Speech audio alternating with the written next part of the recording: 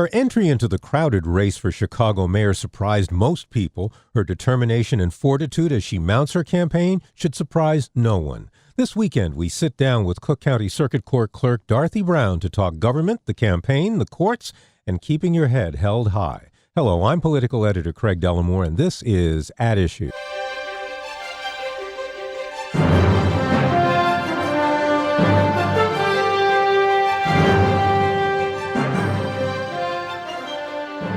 Louisiana-born Dorothy Brown has been clerk of the circuit court in Cook County since 2000, and she's been reelected by huge margins 4 times since.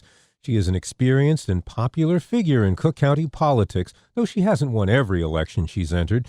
Ms. Brown fell short in attempts at the Chicago City Treasurer, the mayor's race in 2007, and the 2010 race for Cook County Board President, but now Court Clerk Brown is running for mayor, joining a crowd trying to unseat incumbent Rahm Emanuel at a time when the city is under tremendous financial pressure and federal help for cities is dwindling, and the candidate herself faces a few headwinds. So this week we want to talk about why she wants the job again, and why she believes she can win, and what she will do if she does. Clerk Dorothy Brown, welcome back. Thank you. Thank you so very much. Well, Madam Clerk, some people might ask why anyone would want to be mayor right now, but why do you want to be, especially in light of the crowded field that you're in and the towering problems that the city faces? Well, Craig, I have a burden for the people. I have a special burden, especially for our children.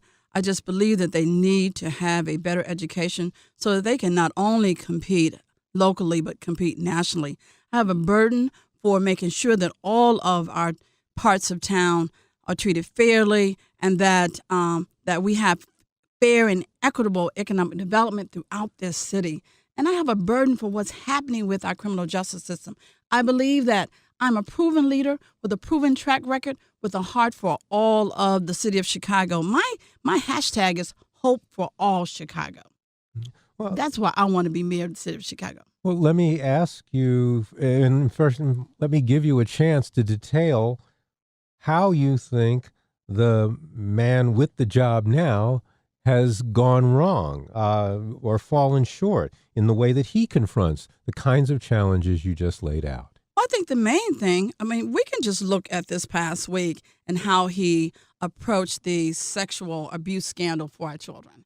And the first thing he said was that he refused to have an independent oversight. Well, you're talking about the lives of children that are being sexually abused. That is the most disgusting thing that can ever be. And so you should pull out all the stops to make sure that you're doing everything to protect our children.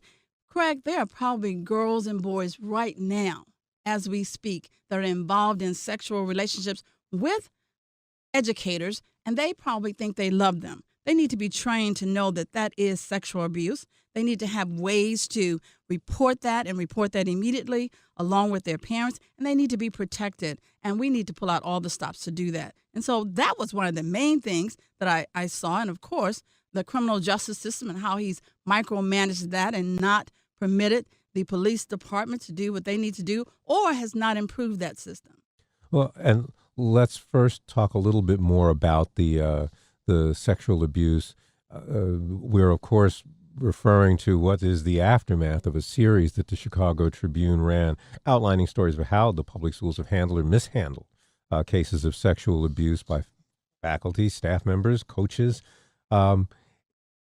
With CPS now deciding to turn over the abuse cases to the system's inspector general, and they also are bringing in a former federal prosecutor to examine the system as a whole. Does that mean Rahm Emanuel is doing the right thing at this point? Well, there are a lot more things that he should be doing. First of all, I haven't seen a plan where they are actually opening up hotlines right now for children that are suffering. I haven't seen where they have sent a letter or some kind of explanation to the parents or even to the students to say what's going on and what their plan is. Just to say, I'm going to, and then to throw another $500,000. We need to look at all of this money that's being thrown at things, people seem to think that all we need to say that we're going to put policies and procedures in place, say a few cute words like accountability and transparency, and then we will just turn our heads away and let things go. No, there's not enough that's being done. If I was a parent, and I am a parent, of course, I have a daughter, but she's she's in her 30s. I won't say what she is because she'll probably get upset with me. but if I had a child in that school system, and all of them are our children, of course, then I would be just appalled. I would want to hear from the mayor. I would want to hear from the CEO to let me know exactly what's being done. Let's broaden this a bit. How do you think Cook County and, frankly, the city as a whole are handling sexual harassment and bullying, and how have they been handling it over the years? Let's broaden it a little bit, a lot. Cook County Board last year, when all the various things came about, did an ordinance. Well, my office has been doing this since I've been in office, and even before there was a sexual harassment policy that was there when I got there. But I have improved upon it, made sure that everyone is trained in that area. We have a sexual harassment policy. I immediately have investigations open regardless of the level. Now, many times it doesn't rise to the level of sexual harassment by law, hostile work environment, quid pro quo. However, I don't take a chance. Every single instance is investigated in my office, and that's what I think should be done at the city. And while we're looking at sexual harassment, we should have been looking at this particular thing where children are concerned. I actually participated on a task force, chaired a task force for training every student in ninth grade. And this was state legislated. The state legislators had this task force put in place on teen dating violence. We're looking at teen dating violence, and we're forgetting about the fact that educators are actually abusing our children. And is ninth grade early enough? And probably not. But we were making it mandatory so that they can understand what teen dating violence was, so that they can know exactly where to report it, that the fact that they can do order of protections. You can actually do order of protections as a child. And so so it's probably not early enough. I think as early as 12 years old, or maybe even 11 years old, you need to be explaining as early as possible about this kind of thing. You need to know what sexual abuse is. And we were talking about what the mayor has done in the last week or so. Let's turn to one other thing before we move on to some other issues. The mayor was announcing an agreement with Elon Musk, the guy who is the innovator on a lot of things, including his Tesla cars. But it's for an O'Hare Express transportation system. You have some feelings about that announcement coming when it does, which is in the middle of a campaign. Why is it that all of these things all of a sudden starts to happen during the time that a person is running for office? It's almost like that pre-K, when all of a sudden pre-K 2021 will occur, when actually pre-K has declined under this mayor's administration by over 18%. Well, I think it's, especially for it to be announced today in light of what's going on, I think it was a calculated distraction and a smokescreen for the CPS sexual abuse scandal, trying to change the narrative, but we cannot permit the narrative to be changed because our children are too important. All right, let's talk about one other thing. This is pure politics. This is a campaign, and, correct me if I'm wrong, but I think we have more African-American candidates running for mayor than we ever have had. And that is a wide field. It is, perhaps an embarrassment of riches, but on the other hand, how afraid are you that it fractures the African-American vote and divides the African-American community? Well, I'm of the opinion that everyone has a right to run for office. I never discourage anyone from running for office, but I'm running for mayor of the entire city of Chicago. That's why my slogan is Hope for All Chicago. So I'm reaching out to all of Chicago. When I run as clerk of the court, I win with a diverse and inclusionary number of people. So I expect my candidacy. Of course, I am the only person in that race that has won, including the current mayor, that has won as many elections that I have won, and at the margins that I have won. In the last mayoral election, only about 590,000 people even voted in that race. Well, I received almost 800,000 votes in the city of Chicago in my last race. So I actually have amassed more votes than anyone that's in the race, and have over 17 years of experience of managing a major operation, clerk of the court, over $100 million budget with these huge number of employees, a huge operation. So I feel I have an advantage of all of the mayoral candidates with my background. We Whether cannot. it's black or white. Yeah, exactly. There's no way we can do this interview without mentioning that when you launched your campaign, you did it having to answer questions about a federal investigation into what some suggest is a pay-for-play hiring practice in your office. 2 of your former employees were charged in a scheme to buy a job and allegedly lying to a grand jury. Now a federally appointed monitor has been named to monitor the hiring in that office. So how much do you either welcome the investigation or feel intimidated by what's going on at the federal level? I don't feel intimidated, Craig, because I know that I handle my businesses both in the clerk's office and outside of the clerk's office professionally and properly. That's how my parents trained me to operate at the highest of integrity. I welcome the federal monitor to look at the hiring practices, because they will find that we've used computers to select our Shackman positions, and so that I actually have turned over the fact that I could have had them to give me the top 3 candidates, and then I could have selected one according to Shackman. I didn't do that. I let the computer select them. I know who's hired when I go into orientation and say, "Welcome to the clerk of the court." So I know that I have had hands off. I was very disappointed when I saw that people were saying that there was some kind of scheme of job selling in that office. That's why I issued the release saying that they should be charged. They should actually be charged with perjury. You should not be able to go over to the federal government and actually accuse someone of something, some pie in the sky type of scheme, without there being some critical evidence. And I'm so disappointed, and I feel really saddened by the individuals that made a mistake when they went to the grand jury and got charged with perjury, and simply because they know me. And that's unfortunate. That's all politics. That's what happens in this game. And, my heart goes out to them every day for that. But I know that we have handled things properly in this office, Craig. And it is important for me to point out at this point that for our listeners, Clerk Brown has not been accused of wrongdoing. Absolutely not. And even those former employees are innocent until they're proven guilty. Absolutely. And from what I understand, 2 people actually were given immunity, and they told them that nothing happened. They told them that years ago.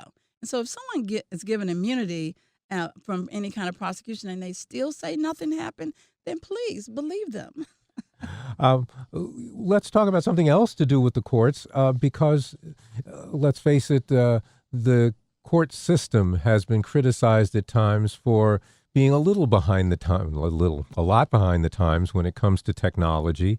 How satisfied are you with the level of technology that is there now? I mean, we're still hearing complaints that systems there's still some things being done on paper. It's still hard for not just reporters, but lawyers to get things. Mm-hmm. What? Well, you know what? I'm very satisfied with the progress that we've made. When I took over, we were probably operating in the 19th century. I had 2 areas that people were still recording the results of court cases in large docket books. So the first thing I had to do was bring us up into the at least 20th century and actually make those electronic. So I did that. So over the years, I have put things in place. Imaging and document management system I put in place to make sure that everything that comes across the counter is digitized. I did that in an effort to get ahead of electronic filing while the Supreme Court was waiting to approve us for electronic filing. Well, the Supreme Court finally approved electronic filing in civil case types. So in 2009, I put in an electronic filing system. People continue to say that we don't have technology, but we have some of the most up-to-date technology. I have a mobile app, Craig. I'm one of the only 4 clerks of courts in the entire country that you can go on your phone, the palm of your hand, and look up your court cases. What kind of tech? That's phenomenal technology. Also, starting July 1st, we will have mandatory electronic filing. I was just on a conference call today with my staff. I monitor that. And so I'm very, very pleased with our progress in a technological area. Has the county given you as much funding as you need for this? Absolutely not.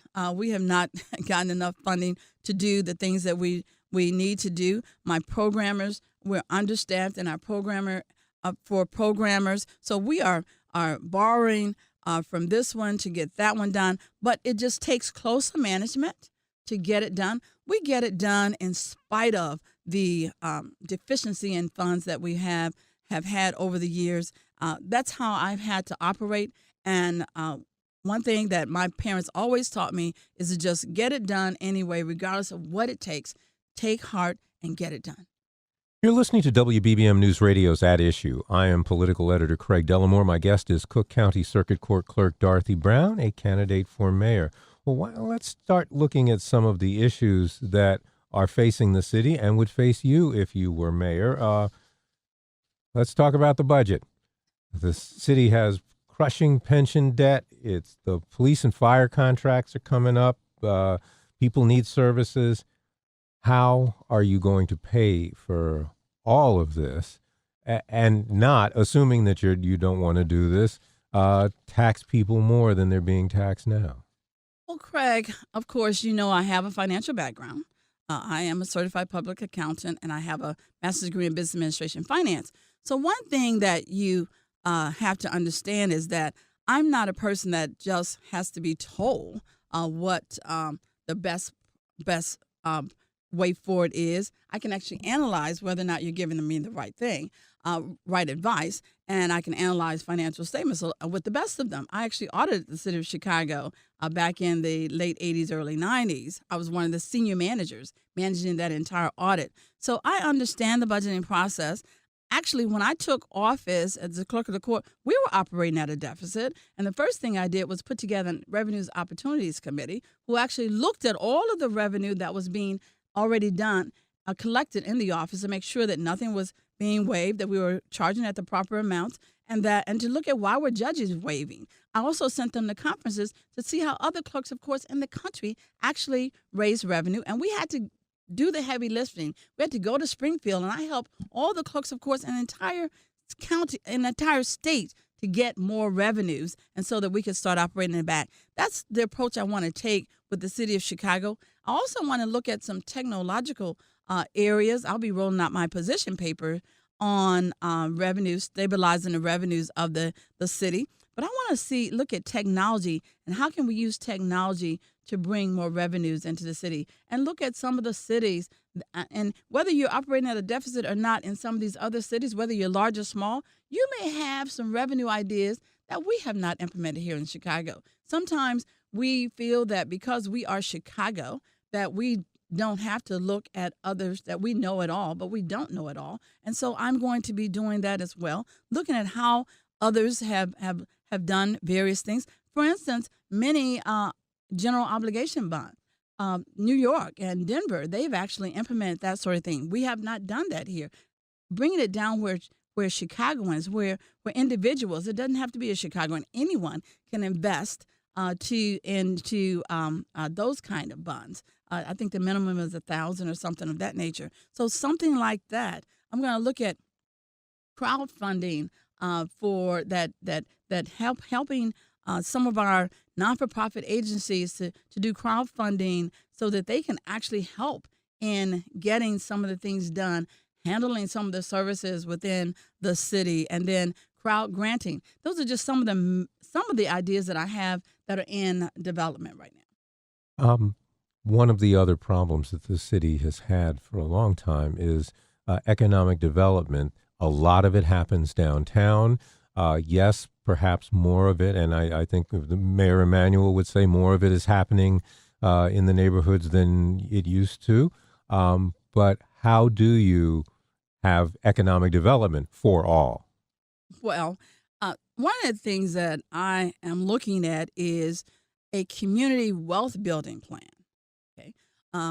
And I would have this community wealth building plan would have a plan for every area of the city.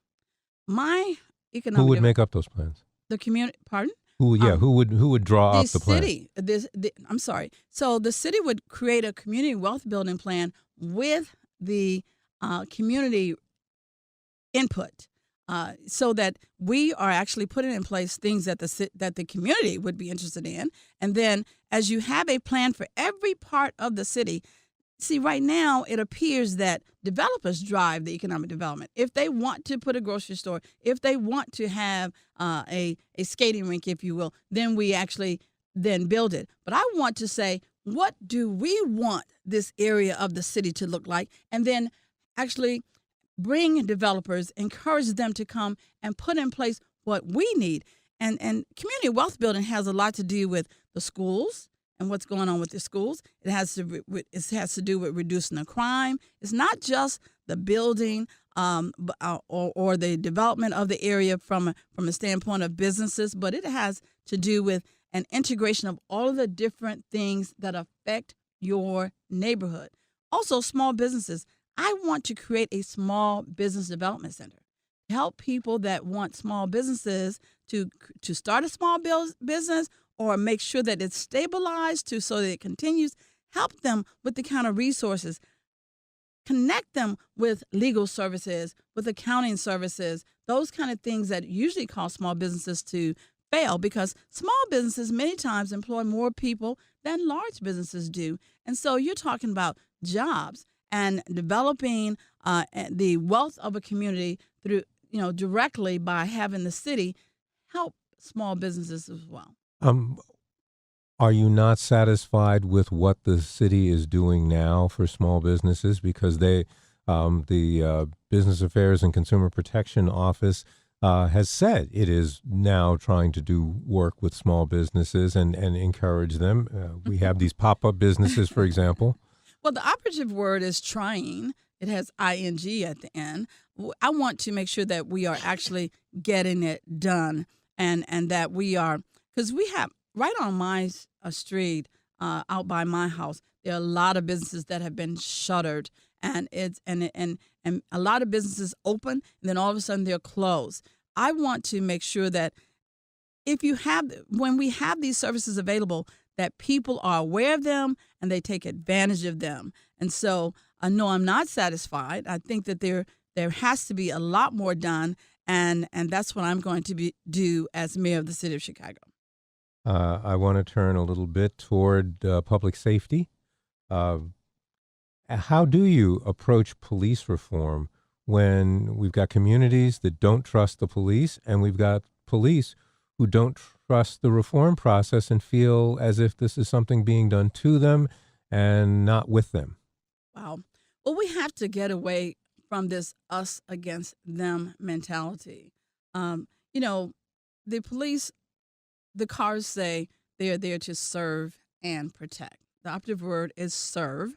As clerk of the court, I always say that I'm an employee of the citizens of Chicago because I'm here, Chicago and Cook County, of course, because I'm here to serve them. So we have to, first of all, help everyone to realize that, first of all, they're there to serve us. But then we're there to make sure that we have a better relationship with the police department as well. So I think it has to be an intersection between the community and the police department.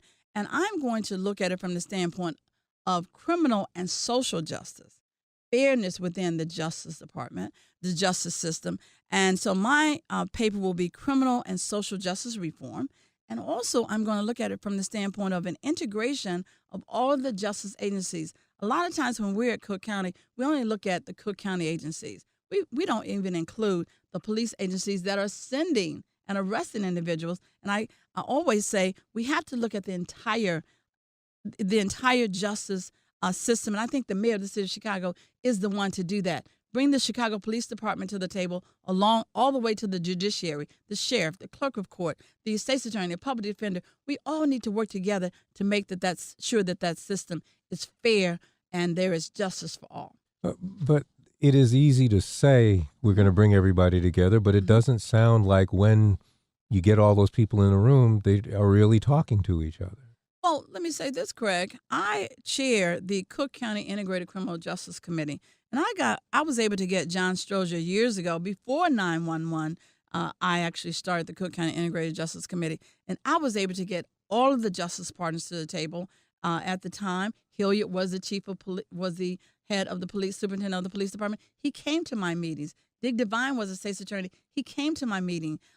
So I was able to get all of those justice partners to the table, and we started the integrated criminal justice effort from a technology standpoint. And so I just believe that because of what's happening in our society and the need for us to address all of these different things, bail reform, the disproportionate minority confinement, et cetera, that people are willing at this point. It's taken a while. And of course, most of the individuals are elected, so they have their own political agendas. But when you're able to let people know, as I did in chairing that committee, that this is not about us, this is about the system in general and making sure that it's fair for everyone, then many times people change and they come to the table and they work together. We only have maybe a minute and a half left. But I wanted you to weigh in on one controversy involving public safety. $95 million police academy on the west side of Chicago. It would bring jobs, but it's $95 million, and there are a lot of people who have been protesting and saying that money could be spent better elsewhere. What's your feeling on that academy? You know, I understand both sides because I visited the police academy, and it is inadequate. I read the Justice Department report, and it talked about the inadequacy of the training of police officers in use of force, the inadequacy of training of police officers with the taser. We have to, that's something that we have to take a serious look at. We want these police officers to do better. We want to train all of them in implicit bias so that they realize that internally, subconsciously, there is some bias that goes on. And so we're going to have to look at that. I think that there's a need, for a definite need for a police academy. But if we have to have that police academy built, then I just want to make sure that there's money allocated for economic development and developing the rest of the city of Chicago. Yeah, and I should point That's out the and important correct thing. myself that it would be for police and fire. Police and fire, then police and fire, then the firemen also need a police a new academy as well, and we need our first responders to be properly trained. So that we need to take a closer look at it and see. I think the problem occurs is that we don't have enough. It's not enough transparency. There's not enough communication to the public. These things are thrust upon us, and then all we can do is fight it because we were not privy to the decision-making process. That's going to be the final word. That is court clerk and mayoral candidate Dorothy Brown. Thank you for spending this time with us. DorothyBrownForMayor.com. There you go. To our listeners, if you would like a copy of this program or just to hear it again, please visit our website. That is WBBMNewsRadio.com. You can also find our podcasts on radio.com. I'll be back next week with another edition of At Issue, and I hope you'll be listening. Until then, I'm Craig Dellimore, News Radio 780 and 105.9 FM.